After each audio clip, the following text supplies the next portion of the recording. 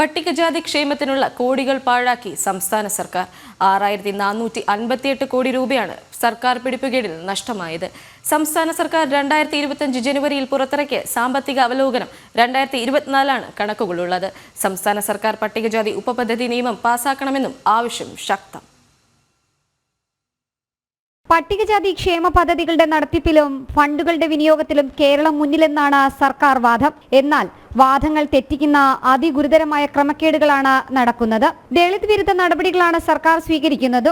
സംസ്ഥാന സർക്കാർ 2025 ജനുവരിയിൽ പുറത്തിറക്കിയ സാമ്പത്തിക അവലോകനം 2024 ഗുരുതരമായ വസ്തുതകളാണുള്ളത്. 2017-18 സാമ്പത്തിക വർഷം മുതൽ 2024 ഒക്ടോബർ മാസം വരെ 8 വർഷം പട്ടികജാതി ക്ഷേമത്തിനായി ഉപപദ്ധതിയിൽ വകയിരുത്തിയ 6458.66 കോടി രൂപ സംസ്ഥാന സർക്കാർ ചെലവഴിക്കാതെയും പാഴാക്കുകയോ വകമാറ്റി ചെലവഴിക്കുകയോ ചെയ്തു.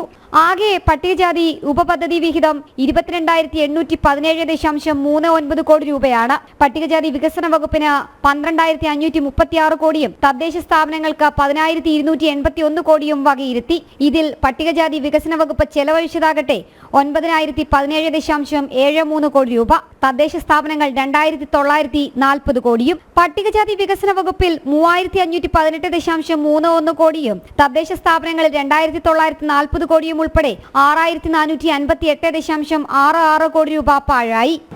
പട്ടികജാതി ക്ഷേമത്തിനു വേണ്ടി വകയിരുത്തുന്ന ഫണ്ടുകളുടെ വിനിയോഗത്തിൽ അതിഗുരുതരമായിട്ടുള്ള ക്രമക്കേടുകളും അതുപോലെ തന്നെ കൃത്യവിലോപവുമാണ് നടന്നു വരുന്നത്. നമ്മളെ ഏവരെയും ഞെട്ടിപ്പിക്കുന്ന ഒരു വസ്തുതയാണ് ഈ കഴിഞ്ഞ ജനുവരി മാസത്തിൽ പുറത്തിറങ്ങിയ നമ്മുടെ സാമ്പത്തിക അവലോകന റിപ്പോർട്ടിൽ ഉള്ളത്. ഉപപദ്ധതിയിൽ പട്ടികജാതി ജനസംഖ്യയ്ക്ക് ആനുപാതികമായി തുക വകയിരുത്തുകയും അത് പൂർണ്ണമായി പട്ടികജാതി ജനതയുടെ ക്ഷേമ പദ്ധതികൾക്കായി ചെലവഴിക്കുകയും ചെയ്യണമെന്നത് സംസ്ഥാന സർക്കാരിന്റെ ഭരണഘടനാപരമായ ഉത്തരവാദിത്തമാണ്. പട്ടികജാതി ഉപപദ്ധതിയിൽ വകയിരുത്തുന്ന തുക പാഴാക്കുന്നതിനോ വകമാറ്റി ചെലവഴിക്കുന്നതിനോ പാടുള്ളതല്ല.